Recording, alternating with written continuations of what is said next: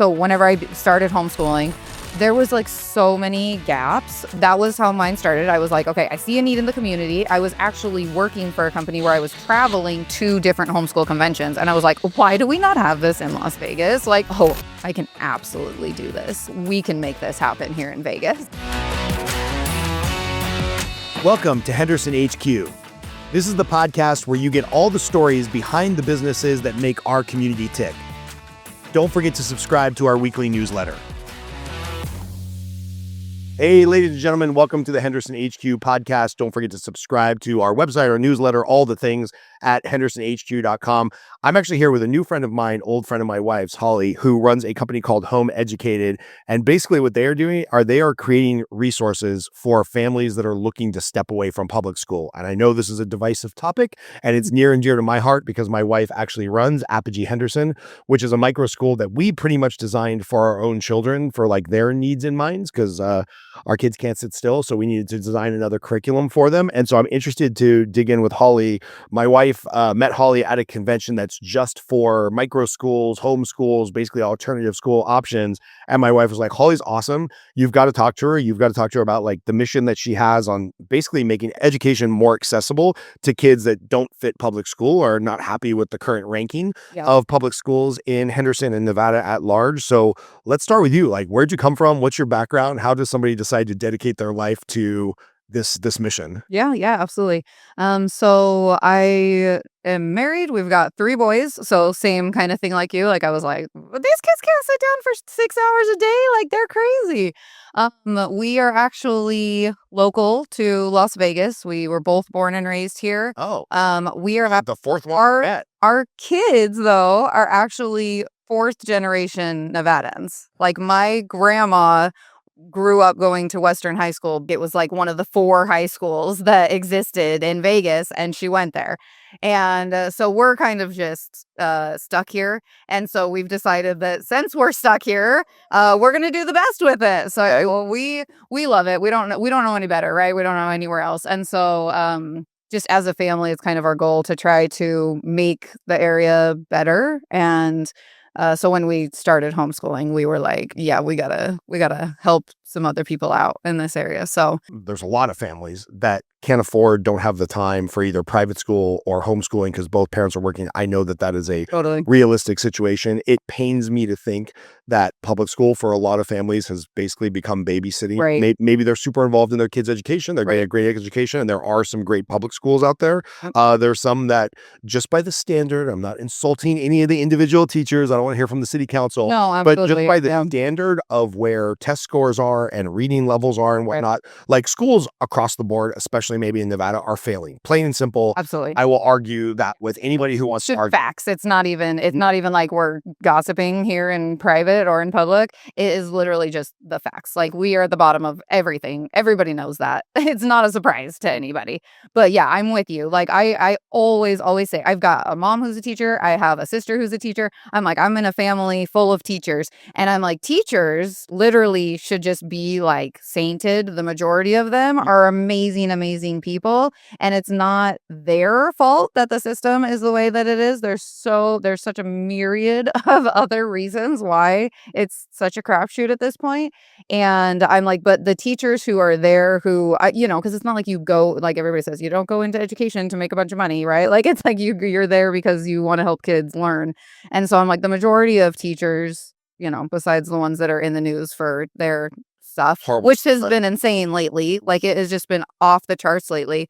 But the majority of the teachers, you're out there sacrificing everything, and you're not getting support from one end, and you're getting parents attacking you from the other end. And, you're trying to take care of 35 kids, and, you're paying for your own classroom set of books and stuff. I'm like, it's just outlandish, the things that they're trying to do. And so it doesn't surprise me, all the people who are fleeing because, the teacher that doesn't have an aide that's trying to take care of all these kids, is unable to get every single one of those kids individualized, education. Like it's just, it's too much. It's too much. They're being asked to do too much, and it's just not okay anymore. Is this how you felt from the beginning, or were your kids in public school and then there was like an aha moment, or that's typical COVID situation where you kind of. So my oldest, we sent him to school for 4 days. right when everybody was going back from COVID. And I never thought that I would be a homeschool mom. Like, I was kind of like the type where I was like, I don't even know if I like kids, you know? And so I'm like, What's all you 3-year-old? yeah, exactly. And I'm like, they're pretty cool now that I have them. But yeah, so I was like, I'm not interested in homeschooling. Like, that's like weird, you know, that you always know that one homeschool kid that's weird and non-socialized and I'm stuff. 47. So when I was growing up and going to school in the 80s, early 90s, that was the thing. Like, oh, yeah, we know some homeschool kids and maybe they did it for religious reasons or were not. And it's like, Right. oh, they're kind of weird. Or I did know, I'm still friends with him. Shout out to my buddy. He knows who I'm talking about. He legitimately was in a cult and they wouldn't allow their kids to go to a public school. And he has since exited the cult. Good. Very happy for him. Yes. He has a much better life now. But like Yeah. that was kind of the stigma 80s, 90s. Right. And obviously that's gone away because I think something like, depending on what study you read, somewhere between 6 and 16% of kids are now homeschooled or alternatively educated. Yeah. So what was your aha moment? Sorry, you saying back. No, well, you're good. Yeah, so we were like, okay, we're sending our oldest to kindergarten for the first time. And so, you know, I went to like the meet the teacher thing and I was like, this is insanity. Like, I was like, there are so many systems in this classroom. Like, I was like, I did not even understand half of what you just said because I don't know, you know, the teachers, they're so like on top of it that I was like, I'm a first time parent. I don't know what I'm doing. But it was so much more than that. So he went for the 4 days. And by Friday, I told my husband, I was like, I'm not doing this anymore. Like every single day that he was there, I was just like, this is not for us. Like, this is not for us. I do not like to be told what to do. And I really don't like my kids being told what to do. I'm like, we have a lot more independence in our family than I think that, you know, the majority of people think that they are allowed to have. And I was like, I don't really want you telling my kid that they have to come home from school and do homework. Like no, in kindergarten at 5. And I was like, that's not happening. You know what I mean? And then just all the little things like I cannot get my kids. I'm not going to wake my kids up at like 7 a.m. to make sure that they get out of the door. Like if they're sleeping, I'm going to let my kids sleep. Like, you know what I mean? Like they're children. They should be sleeping when they're supposed to be sleeping. And so it was just kind of all of the systems that were like around the school because the school, like we're in Boulder City and we moved to Boulder City because people told us that the schools were so great and they are so great. They're ranked very high. They've got fantastic. Half of my best friends are all teachers out there. And I'm like, they are fantastic schools. And I was just like, I just don't like this. I don't want to be involved in like letting my kid go learn from somebody else that I don't know. And I don't know all the people at the school. So the cherry on top for me, whenever I was like, I'm done with this, we're out of here, was because of COVID. Not only were they, you know, trying to encourage 5-year-olds to wear masks kind of a thing, but which I was like, my child was just eating his mouth. He said, I mean, they all were just like chewing on the masks at that point, right? And I was like, it's just not like logically gonna happen. But I asked if I could be a room mom or whatever they call it, where you like volunteer in the room and then see him at lunch, like come and eat lunch with him. And they were like, no, like it's COVID. You can't do that. And I was like, well, I'm not handing you my child for 6 hours a day. I'm sorry. Like that's the end. So we took him out.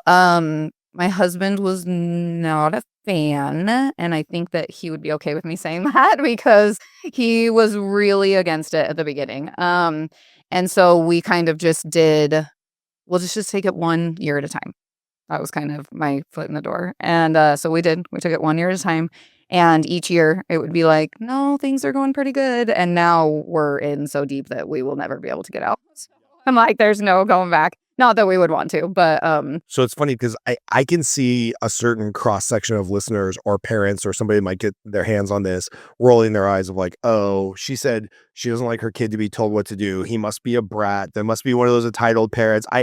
And I get that. No, totally. Because I feel very much the same way. It's like we give our kids a lot of autonomy. We give them a lot of adult responsibility. Oh, yeah. You know, and the flip side of it is we expect them to be respectful. So it's nice 100%. when we meet adults and we get adults to tell us all the time, and I have to brag about my kids. They're like, your kids are so polite. Yes. Your kids are so mature. They, you know, my friend was staying here. He's a professional poker player. and he was playing the World Series of Poker. So I stayed here and we had dinner, and he's like, Scott, I don't think you understand the social graces your kid has. Alina, my daughter who's 8, asked me how my day was, and she didn't ask it as a canned question. She actually wanted to have a conversation about how my day was and how much money did I lose playing poker, and did I win, and what do I have to do to be a better winning poker player? And she was so inquisitive. He's like, I have an 8-year-old, 9-year-old. All of his friends, I can't even get them to make eye contact because they're constantly buried in a phone or a computer or a video game. And to your point, there's probably 35 kids in their class and they don't get the individual attention. They're not being like taught how to talk to adults. And so for anybody who's skeptical, I've met a lot of homeschool kids or a lot of kids that are in micro schools and registered as homeschoolers. And I have better conversations with them than the kids that I meet that go to public school, sadly. Because they have to. They're having conversation all day long with adults like exactly. Yes. And that's, so as a homeschooled mom who is also running a business, and I'm running around town with all 3 of my boys, right? And so I'm like, we've had to teach them those, everybody's so worried about that the homeschool kids aren't socialized. I'm like, we are never sitting in our house. We are never in our house. Like, we are literally out all the time. And I'm like, honestly, I would have brought him here if my 2-year-old is on a very mommy is everything to me right now. So he would just be sitting in my lap trying to touch the microphone the whole time. But usually I bring them with me to everything that I do. So they're meeting business owners throughout the valley all the time. And they are little entrepreneurs. They all have businesses. Some of them have multiple businesses, just like mommy does. And I mean, they just constantly, how much money do you think that it costs for that person to rent out that business? And do you think that they should probably just be buying it instead? And I'm like, I love talking to you guys. You guys are the best. Like, I just love having my little best friends with me, like just my little brain children, being able to be like, yeah, you're right. That's a really good question. And then I'll encourage them. Why don't you go and ask them that? So, you know what I mean? If they were here with you, they'd be like, what do you do for a living? Like, how do you? Yeah. And my kids are always, how much does your house cost? And I'm like, guys, let's talk about like, there's boundaries about like, the things that you ask. And you stuff. can look at my but it's public record now. That's a good point. Yeah. And I'm like, and half the time the parents, the adults that were around, they're like, we want to answer their questions. They have really good, deep questions and stuff. And I'm like, yeah, I know. They're awesome. Like, because they're not sitting in a desk all day, spending X amount of time on math and X amount of time on reading and blah, blah, blah, blah, blah. Like, they get to be led by their passions. And right now, it's, for one of them, it is very much entrepreneurism. The other one, it's beefing on the government. Like, they are just, I mean, and he's 7. Like, it's so fun. Like, they're a blast. They're good kids. So I got to give a shout out to Nick. He runs a shop called Customs. He is our kid's football coach.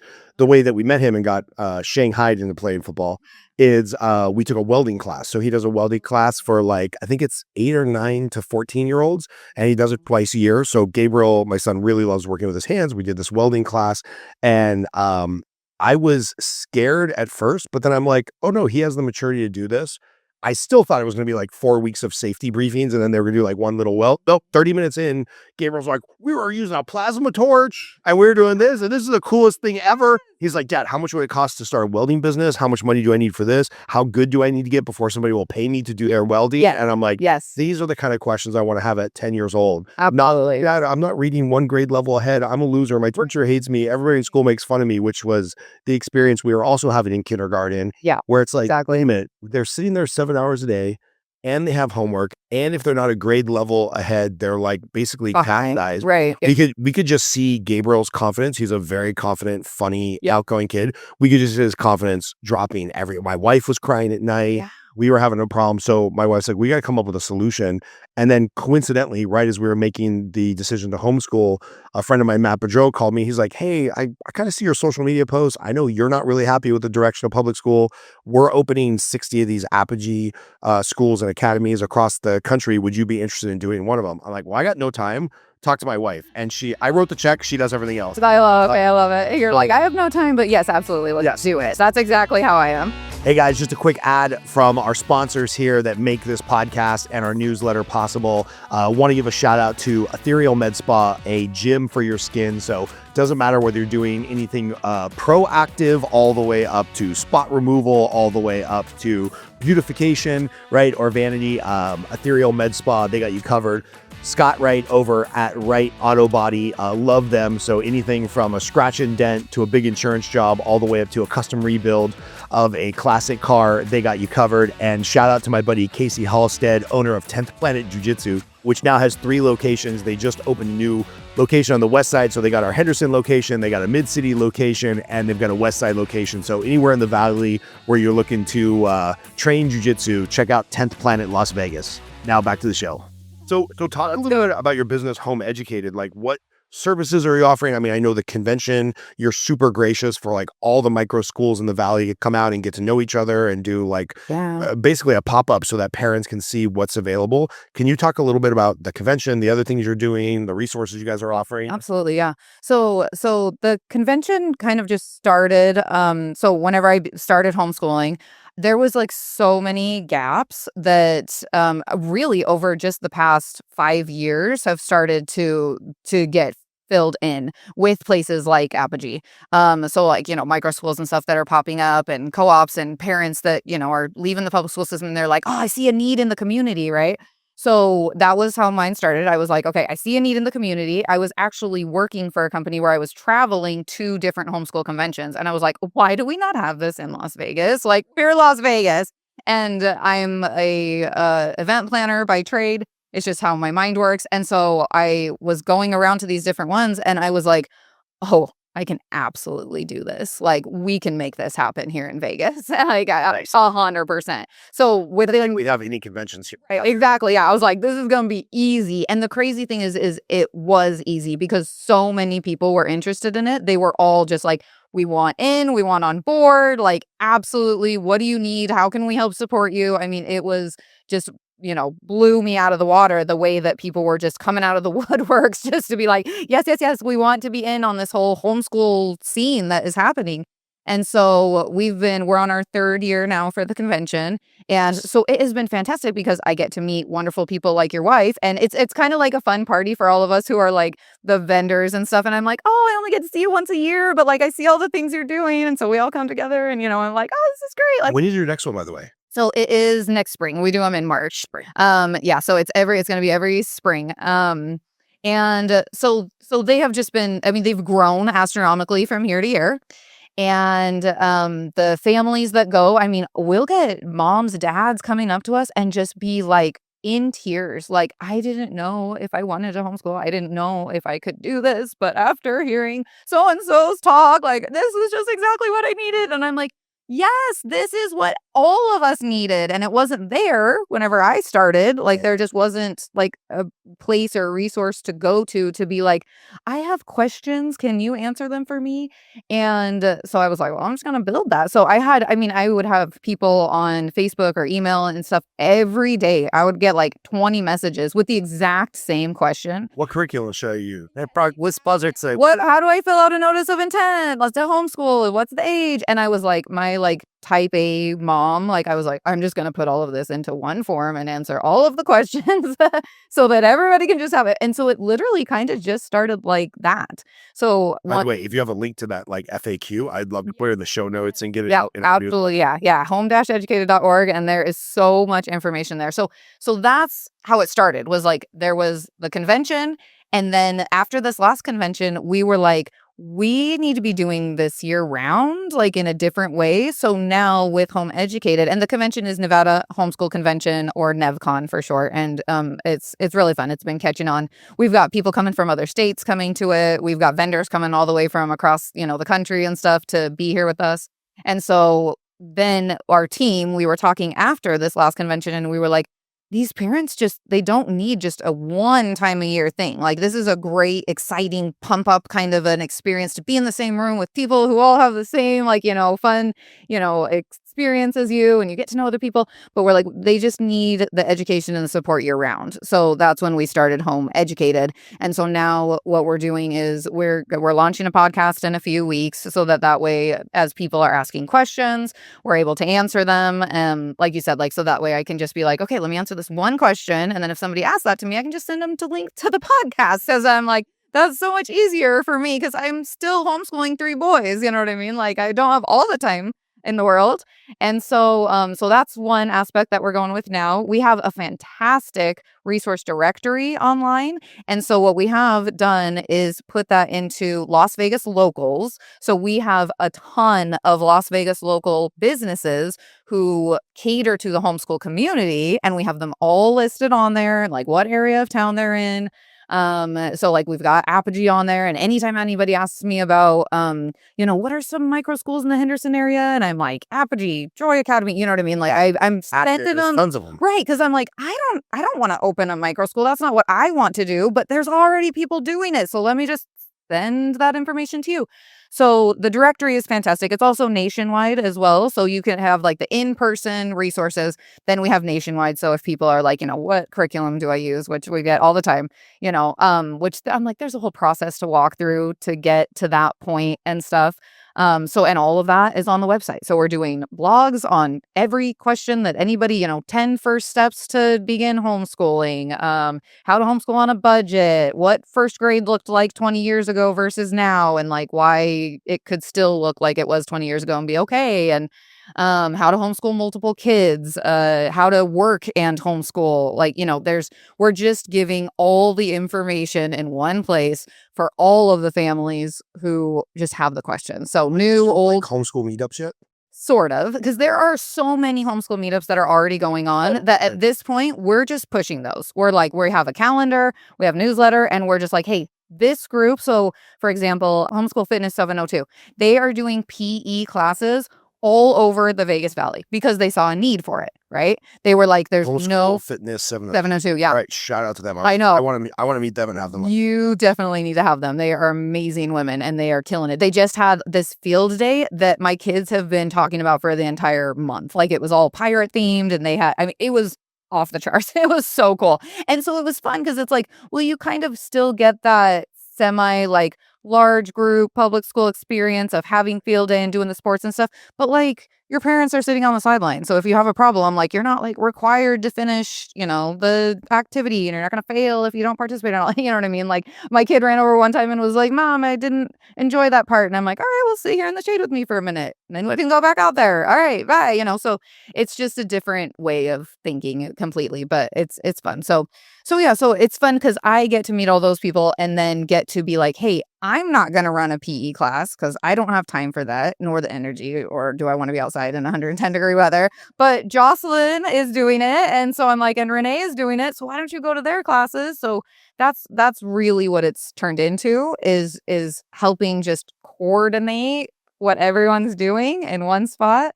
And then the other really, really, really cool thing that I'm very excited about is that we're starting a physical magazine, like shipped to your home, because that is a total homeschool mom thing, is to want to have a piece of paper in your hand and not a phone in your hand or a computer or tablet. And so a home educated magazine, I'm really excited about because the majority of it, the whole first half of it is all kid authored.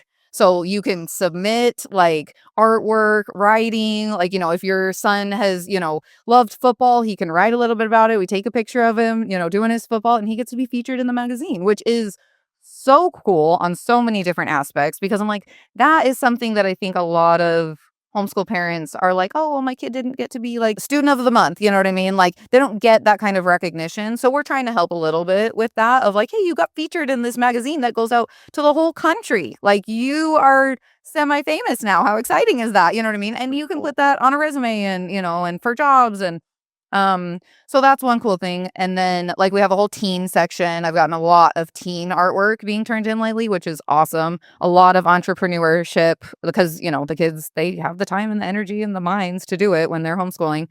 So we get a lot of those submissions and stuff. And then the rest will be all parent education and local resources and stuff like that. So that's awesome. I am so excited about that. I was listening to a podcast the other day and the guy said something profound.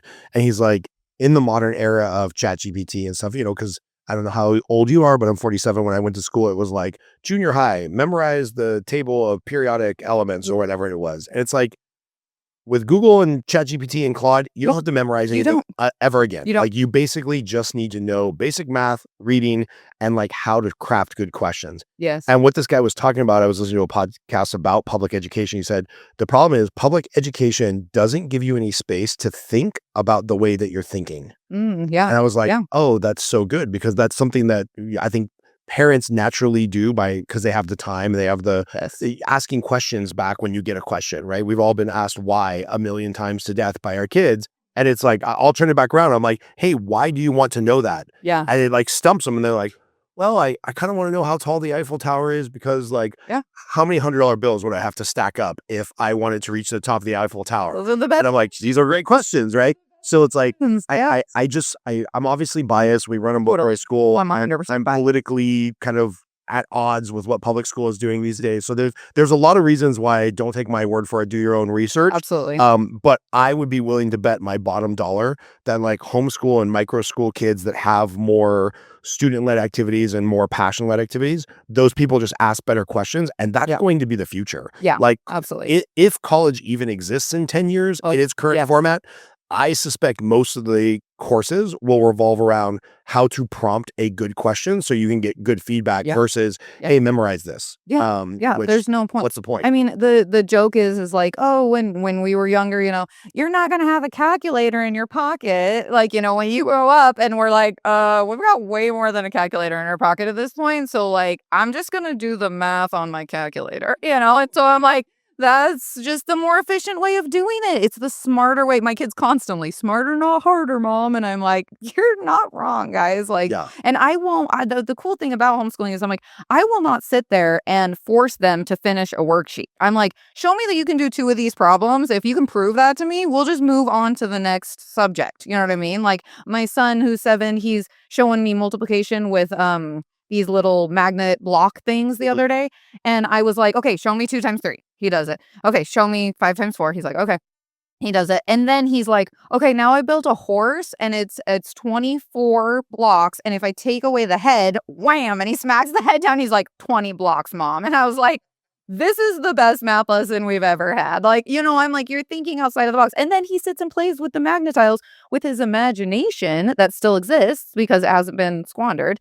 I'm like, he gets to, do that. And he sits there for hours playing with those little magnet block things. And I'm like, this is great. I love that you get to do this. They were building an entire city and out of Legos, of course, because that is like our number one curriculum is Lego. Right. And so I'm like, they were building a whole city this morning. I didn't see them for like 2 hours. And I'm like, what are you guys doing? And they're like, oh, we're building a city, mom. Like it's got a mayor. It has a police chief.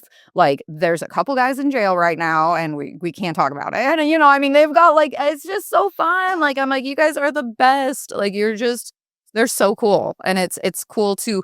One other thing that I just absolutely love about homeschooling is I'm like, I get to see all of that. And that is so exciting to me. Like, I'm like, I didn't miss the first time that my child read their first word and stuff. I was there for it. And I was the one putting in all the painstaking work to get them to that point. And then I was like, yeah, it's like, we did this. Not you did, like, we did this. Like, I did that. So it's fun. It's exciting to get to be a part of the journey. So talk to the parents that maybe are fed up with public school, but don't have the time resources or the money resources maybe to do the homeschool thing, right? Like obviously there's options like ours and Acton and Joy Academy and stuff like that. So if you have the money, you can send your kid to a micro school that has a little bit more of the homeschool vibe, but a lot of parents don't have $10,000 to $15,000 a year to send their kids to what's effectively a homeschool private school, if that makes sense. So can you talk about like, all right, I'm a parent, I'm sick of the public school system, and my husband and I both need to work full time to make ends meet. I can't be teaching reading and whatnot. What are options, resources, grants, anything like that? That would be like such a hard situation, right? Because I'm like, my husband works a 9-to-5 job. I build businesses from home. And so, I have my kids with me through all of that. And it is extremely hard. But the parents that I've talked to that have both parents working, my advice always to them is I'm like, well, what other, family, do you have any other family around? And sometimes the answer is no. Like I have 0 other family around, but sometimes it's like, well, yeah, he's already going to grandma's on Tuesdays. Maybe she could do Tuesday and Thursday. My husband could swap off this with me. And you know what I mean? I'm like, find the people around you that are willing to help. And also, I'm like, connect with other homeschool parents. Like, you can swap your kids with other homeschool parents that you know and trust. I've done that. I cannot tell you how many times I'm like, I cannot handle these kids today. Somebody needs to take them. And they will take them for, half of a day. And I'm like, oh, okay, I'm better now. I'll take your kids tomorrow. You know what I mean? And so, and there are actually So kind of like a co-op. yeah, kind of. Yeah, and I've done lots of different like co-op situations where I'm there or somewhere that are drop off, and all of them are helpful. Like, so I actually started up my own drop off type of school situation because kind of how you were saying, like we needed a space for our kids that fit them, so we started Apogee. I did the same thing, Boulder City Homeschool Hub, and so I'm like they get to be dropped off for an hour or two, do their Pokemon club and their chess club and crochet club. They love crocheting, which is so weird and fun. And I'm like, they get to go and do that. So I'm like, find those resources. There are a lot more affordable things because most of the things that are being built by other homeschool families, they're like, we get it. You don't have a lot of money to put your kids into these programs. We're going to keep them as affordable as humanly possible. So I'm like, they're out there. But yeah, hook up with other homeschool families for sure, because that's just going to help you, be in the know and swap off. Look at the resources that are around you for family and stuff like that. And then really, you're not at home teaching your child for 6 hours to 8 hours a day. Right. Like it can be done in like 2.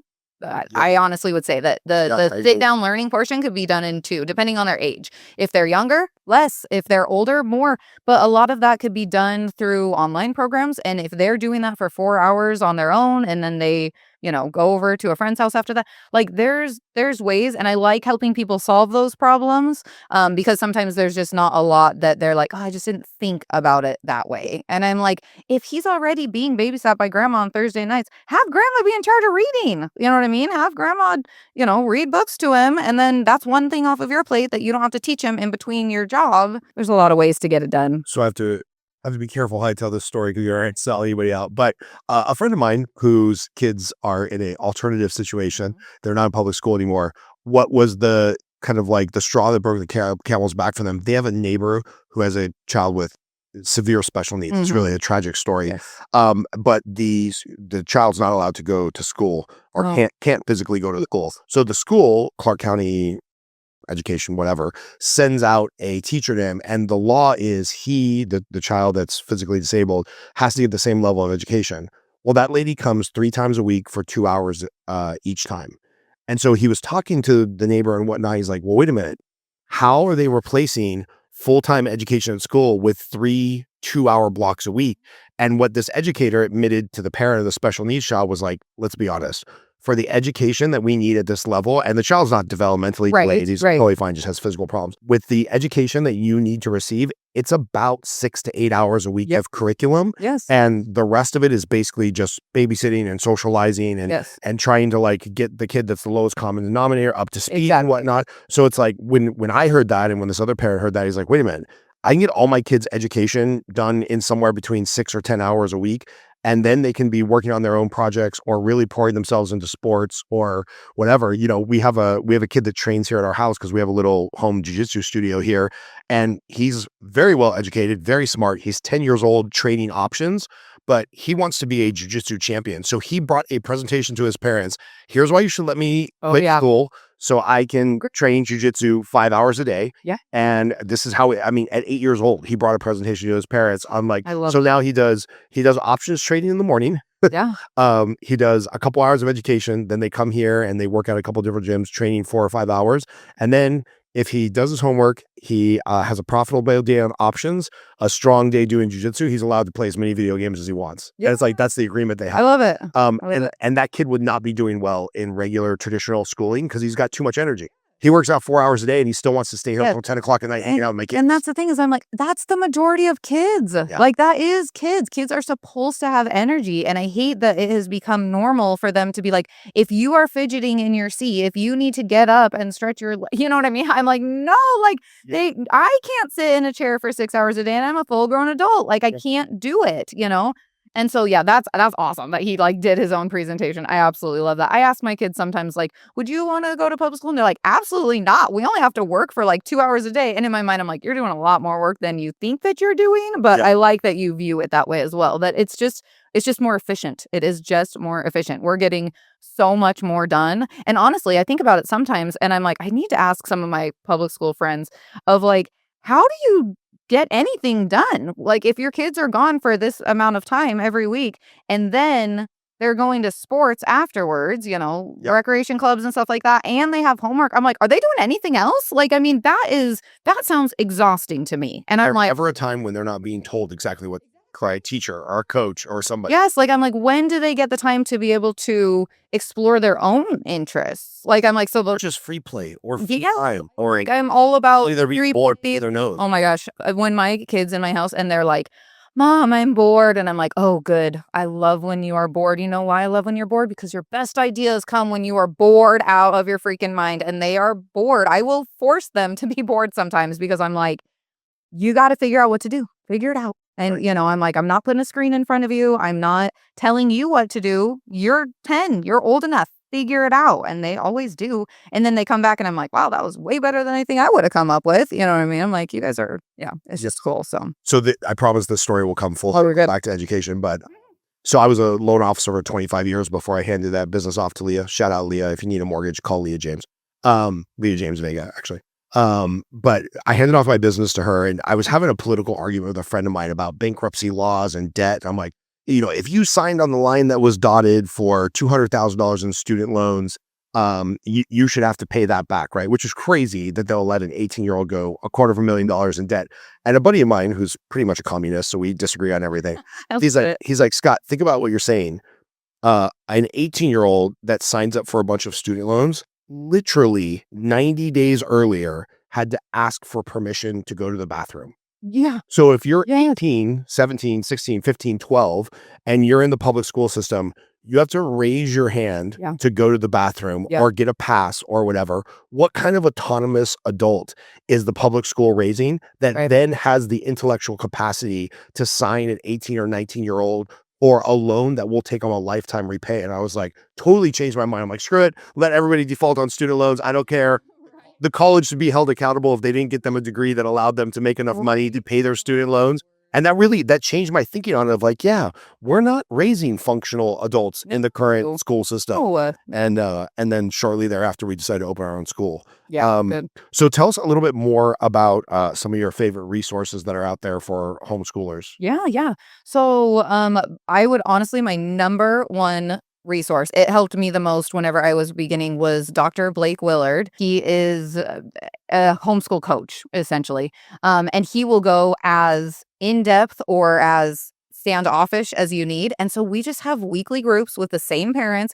And literally, I tell him this every time we're there. I am like, just knowing that you're here and that you have education, so he actually like opened up a bunch of private schools around the United States and stuff. So he has been a teacher and he's been around kids. He's got his own kids. So he was like, I don't like the system of private schooling. And so he stepped away from that to do homeschooling. And then he was like, okay, how do I help others? Right. So we have weekly meetings and I'm like, I went from literally being like a mini teacher inside of my home, being like, okay, I'm lesson planning. I'm getting everything prepped for the next morning. And we're going to sit like this and the room is clean. And then we'll stand up and we'll say the pledge. And then we will, sit down and we'll get started with math. And, I was like, it was awful. Like, I was like, well, clearly I'm just doing like everything that they're doing in public school, but, in my home. And so just having him there to be able to help me kind of like step through step. He's the best resource like out there. Absolutely. He actually lives here in Henderson, but he does this nationwide. Actually, he does it worldwide. He's got a couple of clients I know that are in other countries. And I just think that that's so cool. So just to have that sounding board of being like, I know that you know what you're talking about. And I know that I don't know everything that I'm talking about. So I've been with him for years and I'm like, I will never leave because I'm like, you are just so helpful. And the group of moms that we have as well, I'm like, guys, we're becoming so educated together. Like, it's so fun. So anyways, we have a good time with that. Let's talk about specifically curriculum, right? Because I know that was that was months of thinking it through for what online curriculum we were going to use. Tell you what I do. And then, it's interesting because there's some new science coming out that like, hey, public school totally screwed up by these huge investments in computers and iPads and whatnot. Oh, yeah. It's I've seen they aren't learning quicker on that. Yeah. And I can see it with my own kids when they do some online curriculum. Like for some reason, maybe there's not the pen to paper brain connection. Yeah. I can tell they're guessing. Oh, 100%. But then when they have to write it out or they have to, show their work or whatever term we would use scholastically, Right. they can't guess, right? Yeah. So talk about some of your favorite Yeah. like curriculum hacks or resources or things So through it. my favorite, because before I met Dr. Willard, I had went through a lot of different types of curriculum, trying out different things and being like, this is not working. They hate it. We're fighting over this, blah, blah, blah. So I use what is called the Core Knowledge series. And it is these books that I swear were written in like the 90s. And I love them to death. They're actually called like what your kindergartner needs to know, what your first grader needs to know, what your second grader needs to know, right? So I don't love that they are categorized in that way because my kids don't know what grade they're in or where they're like, people will ask them, what grade are you in? And they're like, we're homeschooled. And I'm like, yeah. That's the one question my kids are stumped on. Like, I'll talk to you about politics. They'll talk to you about finance. And they're like, what grade are you in? And they look at me. They're like, What do I like, say? he would be roughly in fourth. Do you think? I don't know. I have trained mine to say we're homeschooled. We don't have grades. And so they're kind of like, I'm on like level 3 of math, but like, and I'm like, yeah, but that means like 6th grade. So, you know what I mean? I'm like, if you need to start testing them on, their math proficiency, which people do sometimes. And I'm like, keep your comments to yourself. Do not test my child on anything. But yeah, so I just tell my kids, I'm like, just tell them that you're homeschooled, and then hopefully they get that. And if they have any questions, they can ask me. So, but yeah, so Core Knowledge series, right? So they've got what your first grader needs to know, what your kindergartner needs to know. What I love about it is not like an actual curriculum. It's more of like a loose syllabus. So it's just kind of like at this age, they should be able to, XYZ, right? By the time they're in 2nd grade, they should be able to tell a manual clock, which I'm like, I saw something the other day that was like this kid in high school going around asking his high school friends if they could tell the time on his clock. And he's like, I'll give you $100 if you can do it. Not one of them could do it. Not one of them could tell like a manual clock. I was like, this is outrageous. My 7-year-old can tell the time on a real clock, guys. I saw, and I know these are set up and I know they're edited. Yeah, totally. I get it. I don't. But like there should not be, I just saw this the other day, a single UCLA student that like doesn't know who the vice president is, right? Couldn't read an index card with like the word emphasis on it. Yeah. I mean, these are UCLA cream of the crop, supposedly college students, right? And they didn't have like basic knowledge. Yeah. It was embarrassing. Yeah. There's a lot of that. And I'm just like,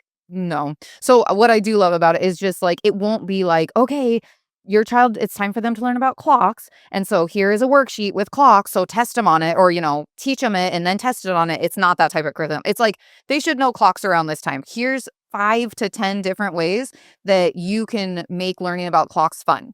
Go and get a clock out, you know what I mean? And then you're going to test them on the 30 minutes first. And then you're going to turn it into a game. And then they're going to hop across the room whenever they get it right. And you know what I mean? So it's interactive. It's real life, right? So I'm like, half the time it's like, go to a store and whenever you see a real clock, ask your kid what time it is. And I'm like, well, duh, like that just makes sense because that's real life learning versus write it down on the worksheet and then try to pass it off on the test. So I'm clearly not a big fan of testing either.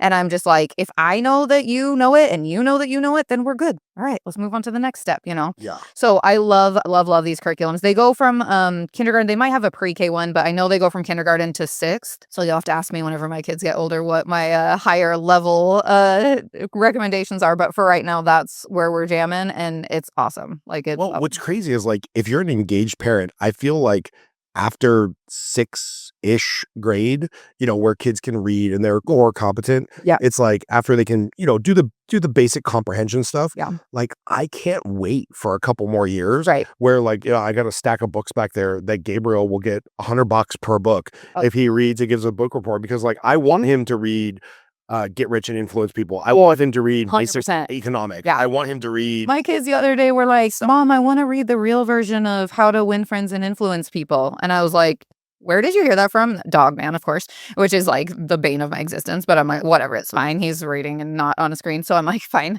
But he's like, I want to read that, like the real book of that, and I'm like, awesome. Like I haven't read that in a couple of years. I know your dad just did. Let's listen to it as a family. You know what I mean? I'm like, it's so cool the interests that they get because they have the time to do it. So yeah. So the reason, the real, like the this curriculum I'm talking about, it is so cool because it also has like, we're going through famous sayings right now. So like two heads are better than one, or you're on thin ice. And my 7-year-old, what does that mean, Mom? That just doesn't make sense. If it doesn't explain it enough in the book, then we go and look it up together. Like, or we'll call grandma and be like, let's ask grandma. She probably knows what that means. They love finding out about those things. So we spend a lot of time just researching and learning things that we want to learn about.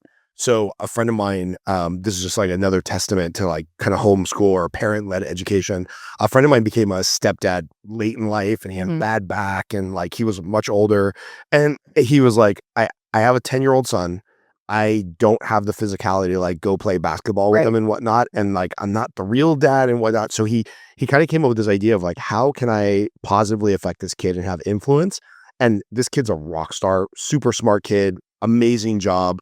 2 degrees from USC. Oh, great. But what he did at a young age is he had a list of history, personal development, professional development books. And he told him, every time you read one of these books and you give me a verbal book report, I will give you $100. I love it. He's like, it ended up costing me like $9,000 over the course of the junior high school, and college. Okay. He's like, but to this day, my son will be like, I probably could have skipped USC because I read my personal MBA when I was 17 and got most of the information that I learned at MBA. Right. So just like another piece of evidence that like a little bit of parent involvement goes a super long way. Yeah. And I think even everybody that, for whatever reason, you're sticking with public school because you're emotionally or physically or financially, like you can still have a lot of influence over your kid's education. Absolutely. I do agree with that. I'm also excited. One thing that I just found out that the public schools do here, because there is so many homeschoolers, I was a little worried. Gabriel loves football. And I'm like, well, what happens if he gets to high school? We don't want him to go to public high school, but he wants to play football. Almost all the high schools around here will let you opt in for a sports program and still be homeschooled. Do you know more about that? Because I just found out. Yeah, a little bit. Yeah. So when we started, so what you can do is just enroll, I believe, I don't know the technical like form, but for specials. So when I took my son out after the 4 days, my husband was like, but what if he just still goes for music and PE and library and art and stuff like that? And I was like, okay, fine, we'll give it a try. So so he was able to attend those. He didn't have to attend anything else. And so he just went for those, the fun ones. And that lasted like 2 months. I was like, this is a total waste of our time. Like we could be doing this in such a more proficient way and a better way and a better environment. And everybody's like, who is that kid? Because he only comes for music. You know what I mean? And so it was just kind of awkward. But yeah, so the kids in high school and stuff, you can sign up at the school and you can play. I do know that I have heard, and I don't want to say that this was in CCSD, but just because I get a lot of the news from other homeschoolers around the nation, that sometimes there's a pushback with the school. So like your kid can get on the team, but they're not going to play them because they're a homeschooler. But I think that's probably just conversations you have to have with the school and with the coaches and stuff like that. He'll have to add so much value that they'll just have to be the best, won't they? Yes, they will. So there you go. Talk about, let's close with this. Like, how does somebody get started if they're thinking about this journey? Like, give them some resources you have or some things that they should look up or a podcast they should listen to. Like, well, listen to our podcast because that's like our whole name of it? So it's just Home Educated Podcast. Home Educated. Yep, Home Educated. So our first 10 episodes are all just homeschooling 101, how to get started. So in Nevada, I have a list on the website as well that's 10 steps to get started homeschooling. And the first thing, I heard somebody reference it this way the other day, that they're like, when the barn is on fire, you're not going to look around and be like, what paperwork do I need to fill out? Or, what steps do I need to take to do this adequately? You just go in and you get the animals and you get them out of there, right? So it's like with the kids, if they're in a crisis situation, because I'm like, half of the parents are taking their kids out for safety issues, not even just education. Like it's like their mental and physical safety is being harmed. And so they're getting their kids out for that. I cannot tell you how many times I'm hearing that instead of just like,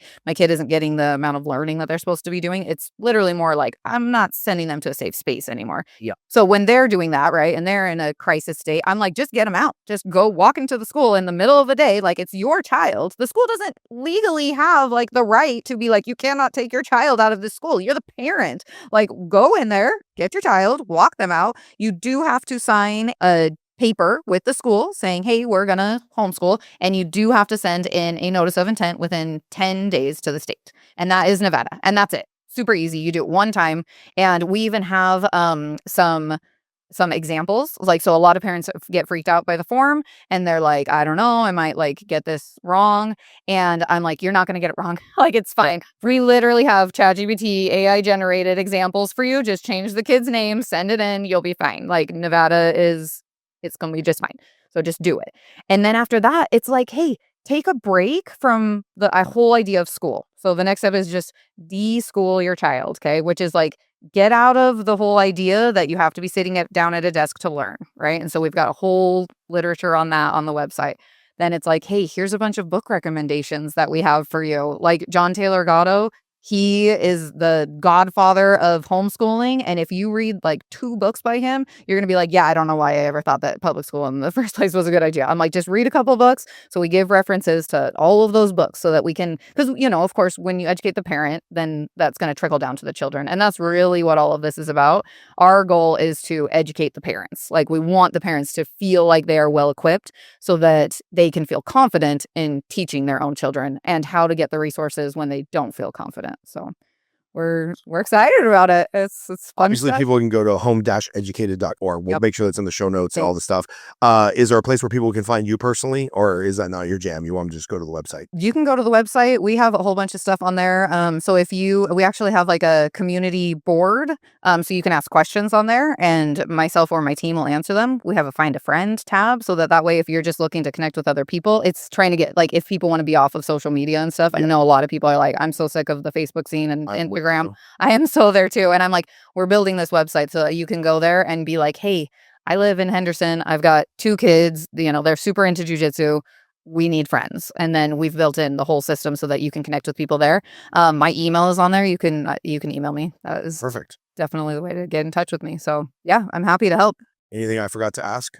I feel like we covered a lot. I do want to say one last thing is that, so another need that has been seen in the community, and I believe that you were actually talking about this with Julian, who lives right down the street from me. He's my man. I love recommending him to people. Anybody who is an entrepreneur who is a kid, I'm like, hit this kid up. They're amazing. Shout out to Sin City Scrappers, the trash removal. Always seeing his truck rolling around and stuff, and all the kids wave. And I'm like, guys, that could be you. Like, you could be running the business. Yeah, they already are running their little mini businesses, but the need for trade schools, that is definitely going to be coming up here soon through Home Educated. The training for preteens, teens in the trades. So just, I guess, I'll talk to Coach Nick tonight and be like, instead of running this program twice a year, maybe we need to run it 10 times a year. Yeah. Yep. Absolutely. There's so many people out there who are ready to teach the next generation, and it doesn't have to be in the cookie cutter format. So there's going to be a lot of fun stuff coming up.